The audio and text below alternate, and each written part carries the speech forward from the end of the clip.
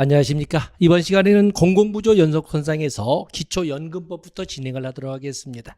우리가 공공부조 근거법인 기초생활보장법 우리가 정독을 했지요. 반드시 나오는 기본 세 문제가 출제된다고 말씀을 드렸습니다. 이번 시간은 기초연금법입니다. 기초연금법이라고 해서 종래는 기초노령연금법이라고 해서 지금도 많은 분들이 이런 구청이나 동사무소를 찾아올 적에는 노령연금 때문에 왔다 이렇게 표현하고 있습니다만 이제는 공식 명칭은 기초연금법이 되겠습니다. 자, 기초연금법에서 우리가 이 정리를 쭉 해보시면 거기 보면은 우리가 먼저 체크할 것은 정의에서 두 번째 내용입니다. 자, 거기 보시면 소득인정액이란 이렇게 나와 있죠. 소득인정액이란 그래서 본인 및 배우자의 소득평가액과 재산의 소득환산액을 합산한 금액을 말한다라고 이렇게 언급을 하지 않았습니까? 그런 것처럼 우리가 보면은 소득인정액의 개념을 어떤 범위까지 설정할 것이냐 하는 문제가 등장을 합니다. 왜 제가 여기서 언급을 하고 있냐면 이건 우리가 국민기초생활보장법에서 소득인정액의 범위가 다른 겁니다. 그래서 소득인정액 그러면 거기에서는 소득인정액은 개별 가구로 설정을 하거든요. 그렇기 때문에 국민기초생활보장법상의 소득인정액이란 개별 가구의 소득평가액과 재산의 소득환산액을 합산한 금액이다. 개별 가구라는 범위로 설명하지만 여기는 개별 가구 중에서도 범위를 본인과 배우자로 한정지어서 본인 및 배우자의 그래서 함정으로 나올 수 있는 영역이기 때문에 꼭 국민기초생활보장법상의 소득인정액의 범위, 개별 가구 그에 비해서 기초연금법상의 소득인정액 본인 및 배우자라는 그 범위를 분명히 여러분들 구별해서 정리해 놓으셔야 됩니다. 그래서 소득평가액과 재산의 소득환산액을 합산한 금액을 말한다 합니다.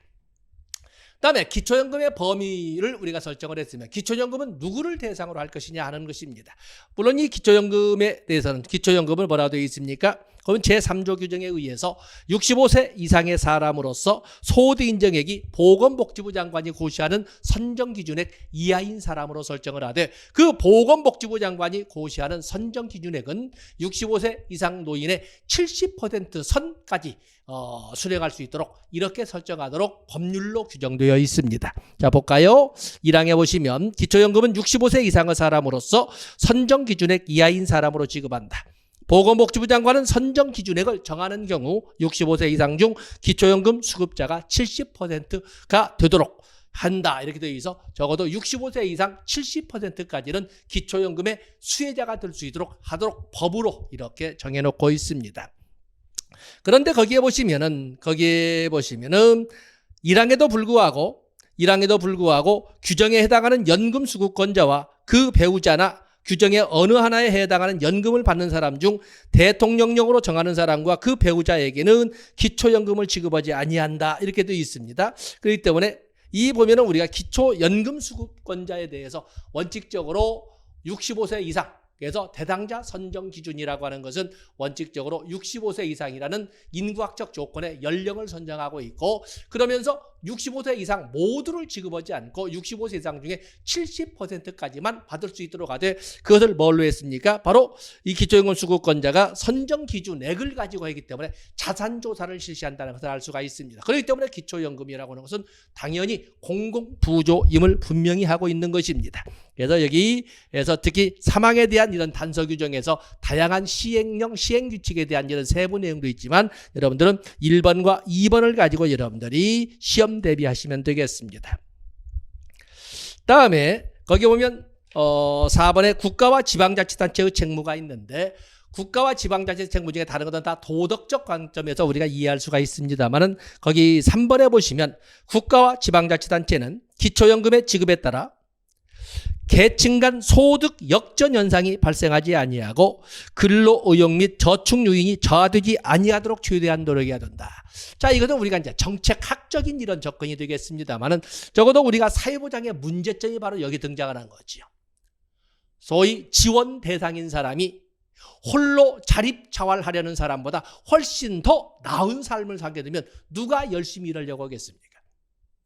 그래서 절대로 그런 일이 발생하지 않도록 하는 말을 여기 법 조문상에서 소득 역전 현상이 발생하지 아니하고 근로 의욕 및 저축 요인이 저하되지 아니하도록 하여야 한다 해서 도덕적 해이를 막기 위한 국가 개입을 이렇게 법 조문으로 하고 있는 것입니다. 그래서 사망 체크해 주시면 됩니다.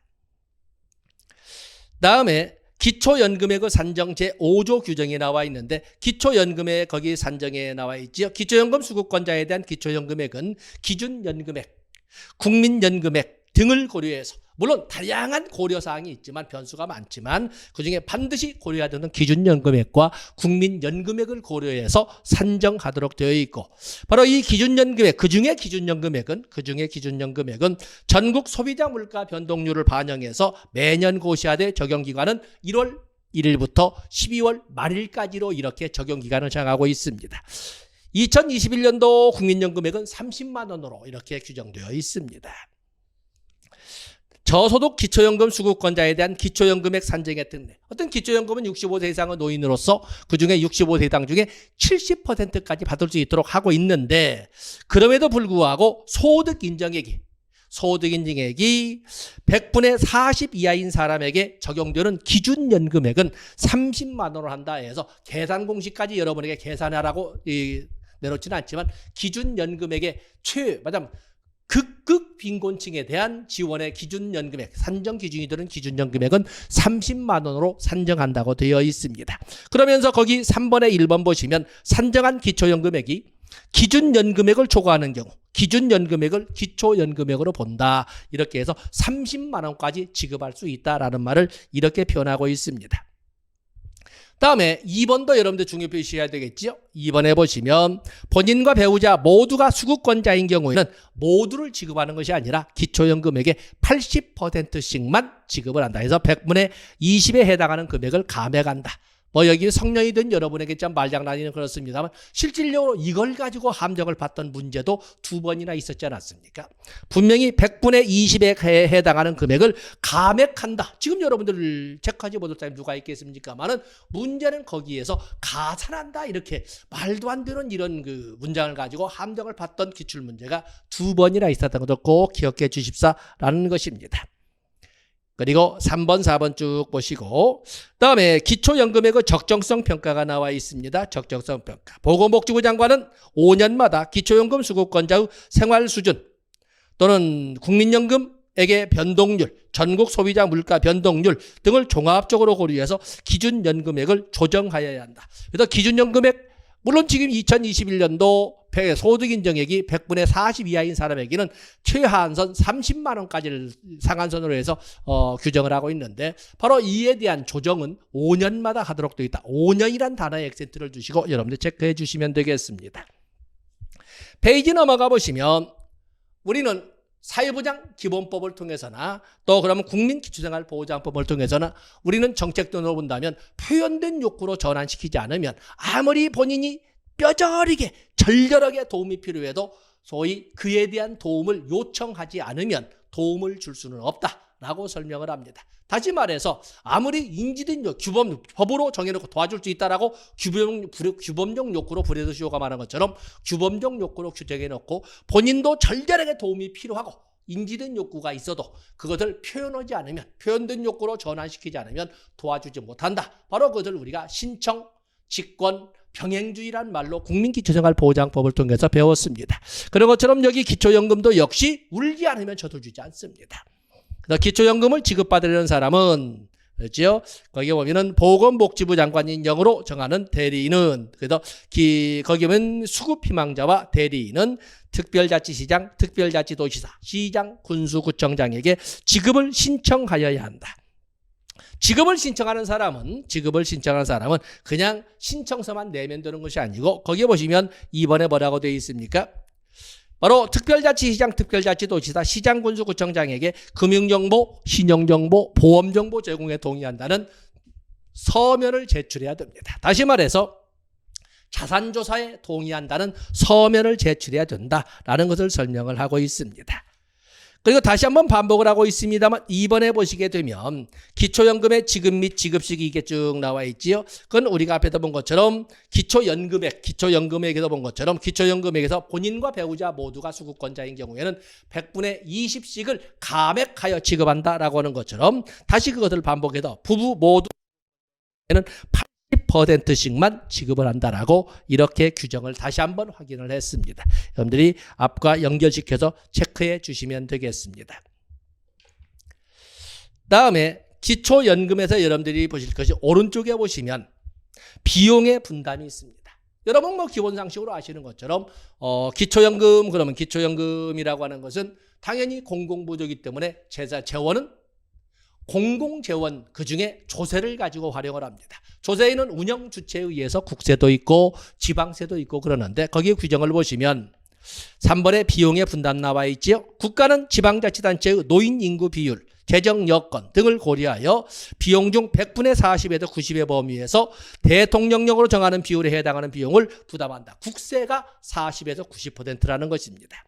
그리고 나머지 남은 그 부분을 가지고 국가가 부담하는 비용을 뺀 비용은 특별시, 광역시, 특별자치시, 도, 특별자치도, 시군구가 상호 분담한다. 다시 말해서 시도가 분담을 하고 우리가 국민기초생활보장법에서는 국가에서 40에서 90% 나머지 부분을 가지고 30에서 70%는 시도가 그리고 나머지를 가지고 시군구가 분담한다고 되어 있지 않습니까? 바로 그것처럼 구체적인 수치까지는 나와 있지 않지만 동일한 것은 국가 부문이 40에서 90%라는 것을 다시 한번 확인해 주시면 되겠습니다.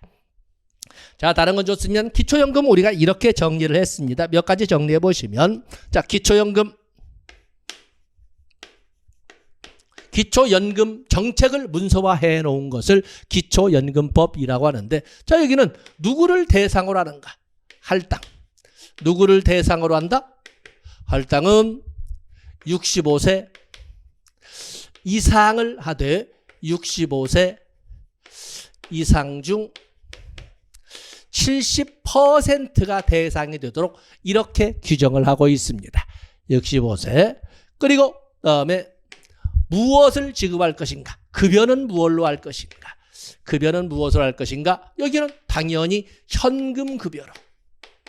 현금급여로 지급하지 않습니까? 현금급여를 어떻게 계산한다? 기준연금액과 국민연금액을 필수 반영 조건으로 하되 다양한 여건을 고려해서 기초연금액이라고는 기초연금이라는 현금급여를 지급하도록 되어 있습니다. 다음에 재원은 무엇으로 설정할 것인가? 재원은 당연히 조세지요. 조세. 그중에 국가 부분이 40에서 90%를 지원하는 것이고 나머지 시도 그냥 지방에 쓰겠습니다. 시, 지방이 각각 분담, 시도와 시군구가 각각 분담하도록 이렇게 설정을 하고 있는 것입니다. 다음에 누가 이에 대한 기초연금에 대한 운영 책임을 맡을 것인가? 우리가 전달체계 딜리버리라고 해서 그냥 전달이라고 합니다만 이 전달이 개념에서는 여기는 아까 본 것처럼 특별자치시장, 맞으면 특별시, 광역시, 특별자치시, 특별자치도, 또 시도 다 이렇게 나오는 소위 지방자치단체장이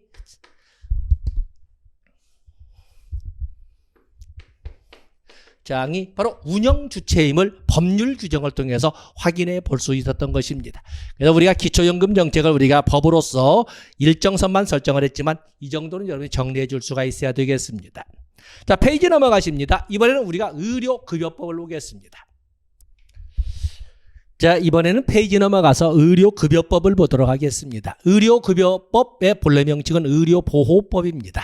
1977년에 극빈층을 대상으로 하는 의료보장으로 만들어진 법이 의료보호법이었는데 바로 이 의료보호법이 1999년에 생활보호법이 국민기초생활보장법으로 바뀌고 2000년부터 시행되면서 생활보호법상의 의료보호가 의료급여로 바뀌게 되는 거거든요.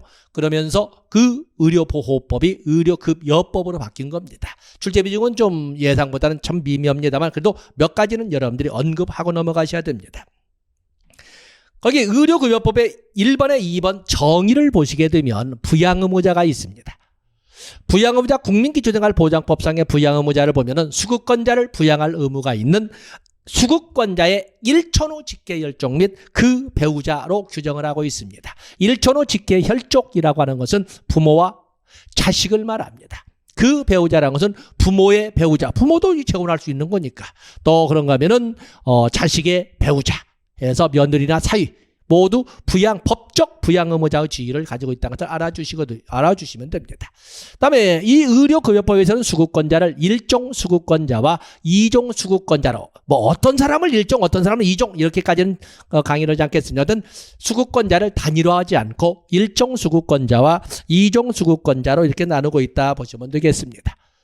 또 그러면 우리가 국민기초생활보장법에서 봤던 그런 내용을 가지고 단일화가 돼야 되지 않느냐, 차이가 있어서는 안 되지 않느냐라고 하지만 우리가 여기에서는 지원의 범위를 설정하기 위해서 1종, 2종으로 나누고 있다라고 여러분들이 가능하면 긍정적으로 접근해 주시면 됩니다.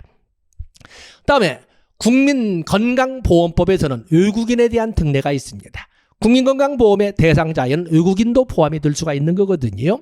그러나 여기는 외국인에 대한 특례는 없습니다. 극빈증을 대상으로 하는 의료보장에는 외국인에 대한 특례는 존재하지 않고 여기는 난민에 대한 특례가 난민에 대한 특례. 요즘 미얀마 사태로 인해서 이런 것도 있고 또 어떤 우리나라도 많은 외국인 우리도 상해 임시정부가 있었던 것처럼 우리나라에도 임시정부가 존재하는 것이 좀 한두 군데 있지 않습니까? 그런 것처럼 미얀마의 사태를 보더라도 여기 난민정부가 있습니다. 그래서 난민에 대한 특례도 있다는 것을 여러분들이 기억해 주시면 되겠습니다. 다음에 적용배제가 이렇게 쭉 나와 있는데 적용배제는 우리가 예문으로 나올 수가 있습니다. 그래서 읽어보십니다. 수급권자가 업무나 공무로 생긴 질병, 부상, 재해로 다른 법령에 따른 급여나 보상이나 보상을 받게 되는 경우에는 의료급여를 하지 않는다. 이 말은 두 번 중복되는 보장은 있지 않다라는 것을 말하고 있는 것입니다. 그래서 법률 용어다 보니까 길게 규정을 하고 있습니다만은 이렇게 해서 다른 법령에 따라서 급여를 받거나 보상을 받게 되면은 바로 중복급여는 하지 않는다. 의료급여를 또 실시하지는 않는다라고 설명을 하고 있습니다. 그다음에 오른쪽에 보시면 의료급여법상의 보장기관은 역시 지방자치단체장입니다. 시도지사와 시장, 군수, 구청장을 합니다. 자, 우리가 국민기초생활보장법상의 보장기관은 급여를 실시하는 국가나 지방자치단체라고 되어 있지만 본문에 들어와서는 바로 거주지를 관할하는 시도지사나 시장, 군수, 구청장이라고 규정을 하고 있는 것입니다. 그렇기 때문에 여기도 거주지를 관할하는 시도지사나 시장, 군수, 구청장으로 하는 것처럼 의료급여도 국민기초생활보장급여 중에 하나인 것처럼 의료급여법상의 보장기관도 역시 국민기초생활보장법상의 급여 보장기관처럼 지방자치단체장이 실질적인 보장기관이다. 그 중에 어떤 지방자치단체장 거주지를 관할하는 이렇게 해서 액센트를 주시면 되겠습니다. 다음에 의료급여의 내용이 나와 있는데 의료급여의 내용. 자, 의료급여를 하기 위해서 의료급여를 하기 전에 우리가 건보급여를 한번 볼까요? 건강보험급여, 국민건강보험법의 건강보험은 요양급여. 요양급여는 그야말로 요양기관에서 이렇게 실시하지 않습니까? 요양급여, 또 요양비나 출산비, 또 부가급여로서 직설적했습니다. 부가급여, 임신, 출산 진료비.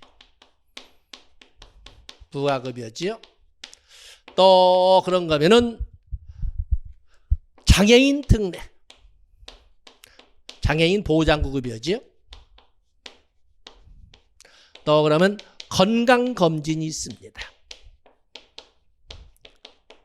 그런데 우리가 일반적인 상식으로 생각하기에도 먹고 사는데 걱정이 없는 사람들과 먹고 사는데 참으로 벅차기가 힘든 사람에게 몸이 아프고 다쳤는데 차별을 둔다는 것은 이건 있어서는 안 되는, 우리가 상식선에서 보더라도 평등이라는 단어로 언급을 하더라도 이건 말도 안 되는 겁니다. 그래서 우리가 보면 건강급여보다 의료급여로 보겠습니다. 의료급여에서는 요양급여라고 하지 않고 이것을 의료급여라고 합니다. 이 의료급여는 요양기관에 실시하는 것이 아니라 바로 의료급여기관에서 실시를 합니다. 그리고 당연히 여기에도 요양비나 출산비가 있는 거죠. 그리고 임신 출산에 대한 자, 여러분들 페이지를 넘어가 보시면 언급을 쭉 보시면서 거기는 임신 출산에 대한, 그래서 임산부에 대한, 임산부에 대한 특례가 있습니다. 자, 여기에 좀 차이가 있어서 이렇게 하겠습니다. 또 그런가 하면은 장애인 특례가 있고, 그리고 건강검진이 있습니다. 결국에 국민건강보험법상에 나오는 건강급여와 건강보험급여와 의료급여법상의 의료급여는 거의 차이가 없습니다. 단지 차이가 있다면 요양급여를 의료급여라고 표현을 바꿔 쓰고 있다는 거, 또 임신출산진료비가 아니라 임산부에 대한 특례라는 용어로 사용하고 있다는 거, 또 장애인에 대한 특례도 있고 건강검진 다 있습니다. 자, 약간 차이가 있는 이런 정도 임신출산진료비와 임산부에 대한 특례 정도를 보시는데, 자, 여기 한번 판서를 냈으니까 한번 교재를 보시면서 그 차이를 찾아내도록 하겠습니다. 그래서 의료급여 그 내용까지 볼 건 아니고 의료급여가 있고, 페이지 넘어가 보시면 의료급여는 의료급여기관에서 실시를 합니다. 사실은 이 요양기관과 의료급여기관은 사실상 거의 대동소이합니다. 의료법에 의한 의료기관, 약사법에 의한 약국, 약사법에 의한 한국희귀필수의약품센터, 또 뭐 지역보건법 등등에 의한 보건소, 보건지소 등등등을 쭉 우리가 말하는 건강보험법상에 나오는 요양기관 또는 의료급여법상에 나오는 의료급여기관이라고 같이 쓰고 있는 것입니다. 단지 여기서 차이가 있다면 이 의료급여기관은 의료기관을 중심으로 해서 1차, 2차, 3차 의료급여기관으로 나눠 쓰고 있습니다. 1차 의료급여기관은 똑같이 의료기관, 약국, 한국희귀필수의약품센터, 보건소 등등을 다 의료급여기관이라고 하는데 1차 의료급여기관이라고 합니다. 단지 차이가 있다면 의료기관만을 가지고 의료급여기관 중에서 의료법에 의한 의료기관 중에서도 시장, 군수, 구청장에게 개설 신고를 한 의료기관은 1차 의료급여기관이라고, 시도지사로부터 개설 허가를 받은 의료기관은 2차 의료급여기관이라고, 그에 비해서 보건복지부 장관으로부터 지정을 받은 의료기관은 3차 의료급여기관이라고 해서 의료급여기관 중에 의료기관만 가지고 1차, 2차, 3차의 차별화를 두고 있다는 것을 알아주시면 되겠습니다.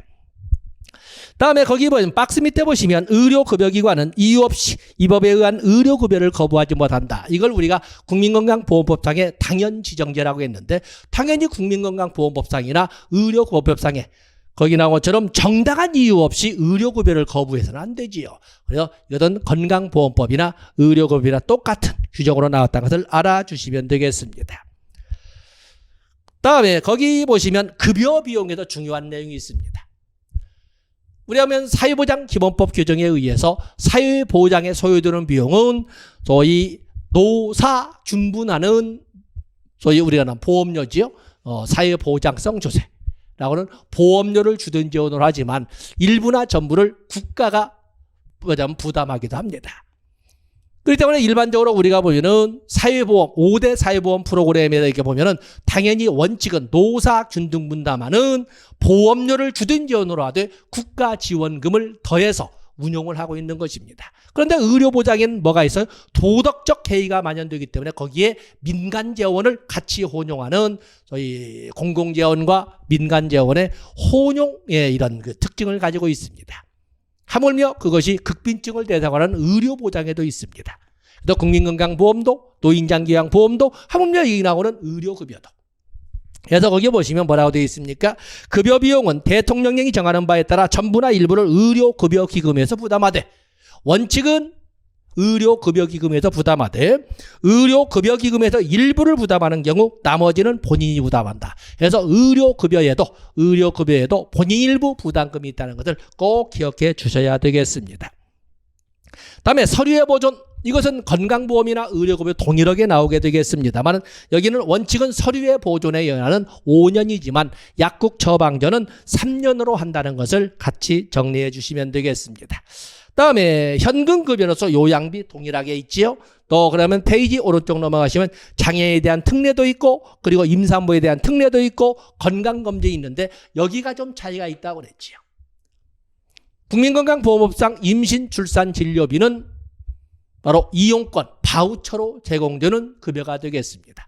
그런데 여기 보시면 임산부에 대한 특례, 의료급여법에 의한 임산부에 대한 특례는 한번 읽어보겠습니다. 시장군수구청장은 임신한 수급권자가 임신 기간 중 의료급여기관에서 받는 진료에 드는 비용을 추가급여를 실시할 수 있다 해서 바우처로 제공하는 것이 아니라 진료에 드는 비용, 출산 비용을 포함하는 진료에 드는 비용을 추가로 급여할 수 있다. 추가급여로 실시할 수 있다라고 함으로써 여기는 바우처로 제공되는 데 비해서 여기는 현금급여로 현금 추가급여로 제공된다는 이런 차이점 등을 여러분들이 체크해 주시면 되겠습니다. 자, 이런 정도에서 우리가 의료급여법을 봤습니다. 다음에 페이지를 넘어가 보시면 긴급복지지원법이 있습니다. 긴급복지지원법은 2005년에 제정되어서 2006년부터 시행되었던, 본래는 2005년에 제정되어서 2006년부터 2010년까지만 시행되려는 5년짜리 한시법이었어요. 바로 이 5년짜리 한시법을 2009년 법률 개정을 통해서 연구법으로 바뀌어서 지금도 활용하고 있는 것입니다. 그래서 긴급복지지원법은 지금은 연구법으로 해서 사회복지사업법에도 소위 사회복지사업의 근거법령으로 쭉 같이 포함되어 있지 않습니까? 자, 거기 보시면 긴급복지지원법 누구를 대상으로 하는 것이 나와 있는데 거기 보시면 이 법은 생계, 곤란 등의 위기상황에 처하여 도움이 필요한 사람을 신속 지원함으로써 이들이 위기 상황에서 벗어나 건강하고 인간다운 생활을 하게 함을 목적으로 한다. 이렇게 규정을 했습니다. 도대체 위기 상황이란 뭘까? 위기 상황.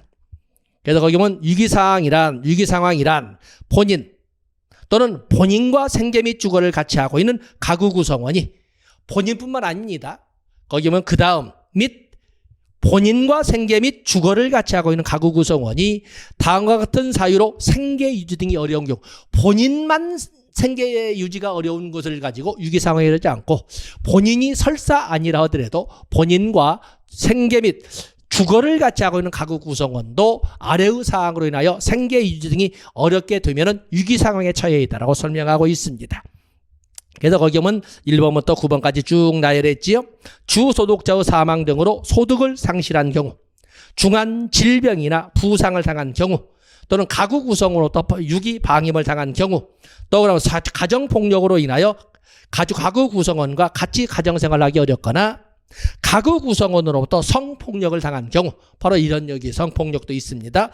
또 화재 등으로 거주하는 주택이나 건물에서 생활하기 어려운 경우, 또는 7번에 보면 주소득자, 2번에 있는 주소득자, 1번에 있는 주소득자 말고도 또는 부소득자의 실직으로 소득이 상실된 경우, 부소득자도 포함이 된 겁니다.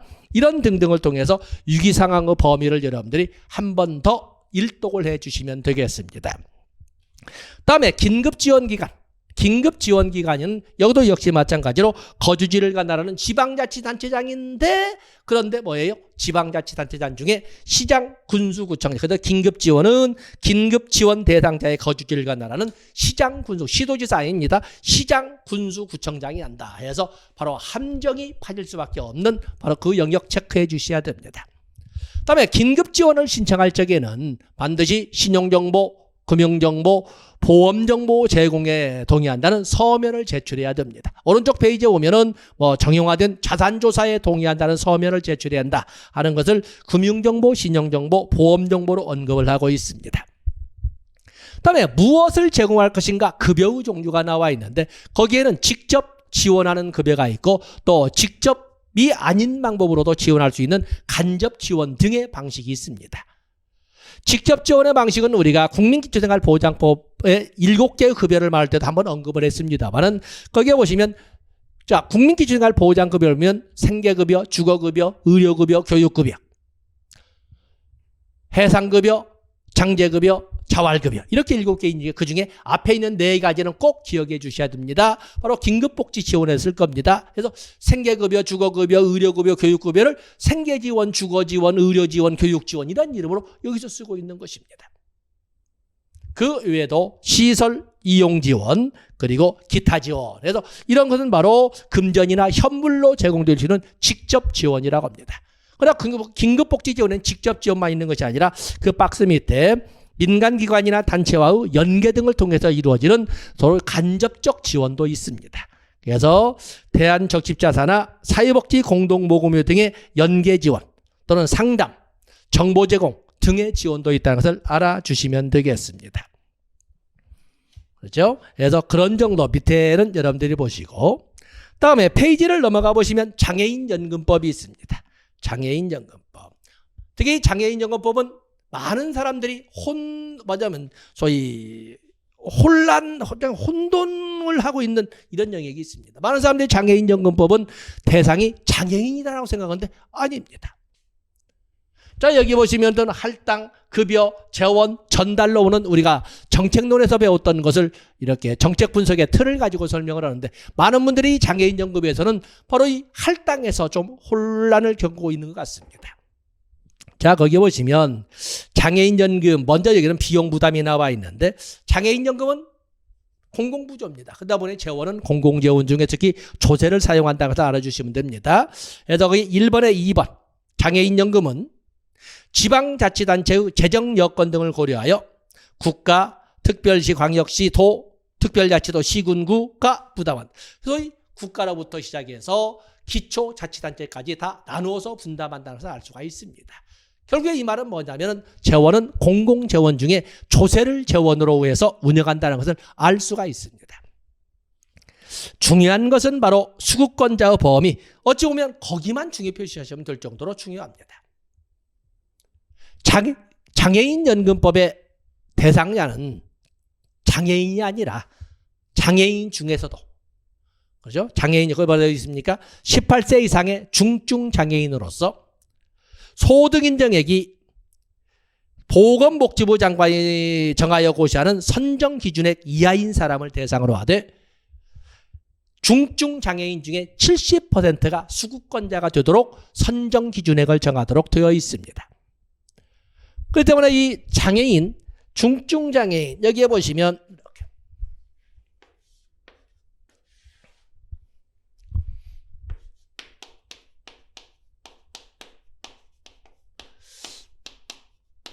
장애인연금법의 할당, 장애인연금법의 대상은 장애인 중에서도 중증 장애인, 생활이 어려운 중에 장애인 중에서도 생활이 어려운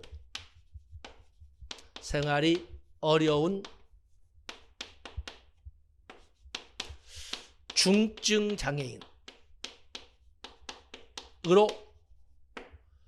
18세 이상으로 하되 70%까지 수급권자가 되도록 정하고 있습니다. 그러면 우리가 정책론에서 배웠을 적에 대상자 선정 기준에 보면 소위 보편적 욕구부터 시작해서 쭉 나오는데 여기 보면은 생활이 어려운 자인지 이것은 뭘로 알아봅니까? 자산조사로. 장애인 중에 중증 장애인지 아닌지는 진단을 통해서 알아볼 수가 있습니다. 다음에 18살이 되었는지 아닌지를 알아보는 것은 인구학적 조건 중에 연령을 가지고 설명할 수가 있습니다. 그렇기 때문에 장애인연금법의 대상자 선정 기준은 장애인 복지법에서도 장애수당이나 아동수당이나 장애보호수당에서도 한번 언급했습니다만 대상자 선정 기준은 장애인연금법, 장애수당, 장애아동수당 다 똑같습니다. 그래서 여기 보면은 진단은 당연한 것이고 생활이 어려운지 아닌지 자산조사하는 것이고 그리고 18세 이상이면 장애수당이나 장애인연금, 18세 미만이면 그야말로 장애아동수당이라는 이름으로 단일화되어서 지급을 든다는 것을 알아주시면 되겠습니다. 할당에 대해서 여러분들이 그때 1번만 썼습니다. 다음에 장애인연금의 내용을 보면 기초급여와 부가급여로 나눠져 있다. 기초급여와 부가급여로 나눠져 있다는 것을 여러분들이 알아주시면 되겠습니다. 그리고 거기 보면 기초급여액을 얼마로 할 것이냐라는 것이 쭉 있는데 물론 이 기초급여액도 가장 밑에 613페이지 가장 밑에 있는 거죠. 전국 소비자 물가 변동률을 반영해서 고시하되 페이지 넘어가 보세요. 2021년도 쭉 해서 보면 2021년도 기초급여액은 마치 기초연금에서 기준연금액을 본 것처럼 30만 원으로 규정을 하고 있습니다. 30만 원으로 하고 있다. 3번에 보시면 수급권자와 그 배우자가 모두 기초급여를 받는 경우에는 100분의 20에 해당하는 금액을 감액한다. 되어 있죠? 감액한다. 그래서 여러분들 거기다가 액센트를 두시면 되겠습니다. 다음에 장애인연금도 역시 마찬가지로 우리는 표현된 욕구로 전환되지 않으면 급여를 실시하지 못합니다. 당연히 여기도 당연히 신청, 직권 병행주의거든. 3번 장애인연금의 신청, 그 보면 장애인연금의 신청에서 1번과 2번 되어 있는데 신청, 직권 병행주의라는 말로 국민기초생활보장법상에서 나오는 그 규제를 같이 여러분들이 적어주시면 되겠습니다. 다음에 8조에 정보 제공이 나와 있는데 장애인연금 이미 선수학습에도 말한 것처럼 장애인연금은 공공부조인 것처럼 당연히 자산조사에 동의한다는 서면이 제출되어야 된다는 것을 말씀드리지 않았습니까? 그런 것처럼 정보 제공, 장애인연금을 신청할 때나 장애인연금을 신청하는 것에 수급권자가 동의하였을 때는 수급권자와 그 배우자는 다음의 자료나 정보 제공에 동의한다는 뜻을 서면으로 제출해야 된다. 자, 우리가 줄여서 말한다면 자산조사에 동의한다는 서면을 제출하여야 한다는 것을 같이 언급을 하고 있습니다. 다음에 거기 쭉 보시게 되면 장애인연금에 대한 결정 나와 있고 지급시기가 나와 있는데 거기는 시험 직전에 여러분들 한번 일별해 보시면 됩니다. 중요한 것은 분명한 것은 할당 누구를 대상으로 한다? 장애인을 대상으로 하는 것이 아니라 장애인 중에서도 생활이 어려운 자산조사를 해야 됩니다. 중증장애인 철저한 진단을 해야 되죠.